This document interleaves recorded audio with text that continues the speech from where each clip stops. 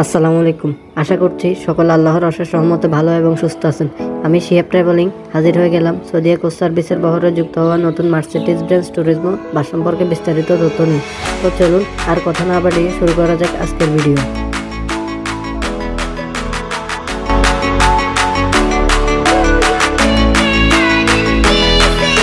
$2025 সালের প্রথম ধামাকা নিয়ে হাজির হয়েছেন সৌদিয়া কোচ সার্ভিস। দেশের বাজারে প্রথম মার্সিডিজ বেঞ্জ ট্যুরিজমো রেপ্লিকার বডি তৈরি করল সৌদিয়ার নিজস্ব body garage Mostafa Motors. Saudia extreme দিয়ে পথ চলা শুরু, তারপর একের পর এক সৌদিয়া সিল্কি, সৌদিয়া অ্যারো, এবার নিয়ে এলো সৌদিয়া ট্যুরিজমো। এ যেন নন এসি সেগমেন্টে সৌদিয়ার একের পর এক সক্রিয় সিরিজ।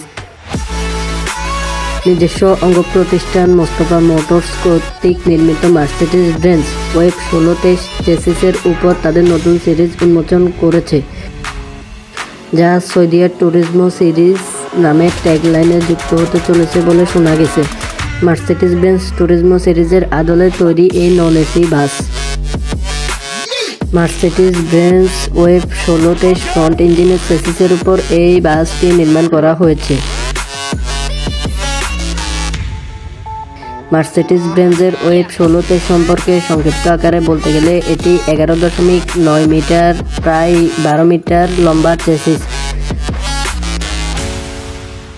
230 হর্স পাওয়ারের 6 সিলিন্ডার বিশিষ্ট শক্তিশালী ইঞ্জিন ব্যবহার করা হয়েছে।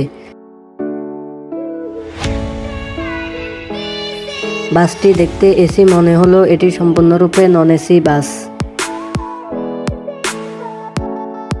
তবে মজার ব্যাপার হচ্ছে এটি মার্সিডিজ বেঞ্জ ওয়েব 1623 এয়ারব্যাগ ভার্সনের উপর তৈরিকৃত বাস, অর্থাৎ এই বাসের সামনের চাকা এবং পিছনের চাকায় এয়ারব্যাগ রয়েছে, যার ফলে এই বাসটির দ্বারা যাত্রীরা একটি আরামদায়ক ভ্রমণ করতে পারবে। বাসটিতে 40টি সিট ব্যবহার করা হয়েছে, প্রতিটি সিটের সাথে লেগ রেস্ট যুক্ত করা হয়েছে। ওয়েব 1623 চেসিস বড় হওয়ায় বেশ ভালোই লেগ স্পেস রয়েছে। আপাতত এক ইউনিট গাড়ি রেডি হয়েছে, আরও বেশ কিছু বডির কাজ চলমান রয়েছে। আসন্ন ঈদুল আজহার আগেই গাড়িটি নির্ধারিত রুটে যাত্রা শুরু করবে বলে আশাবাদী।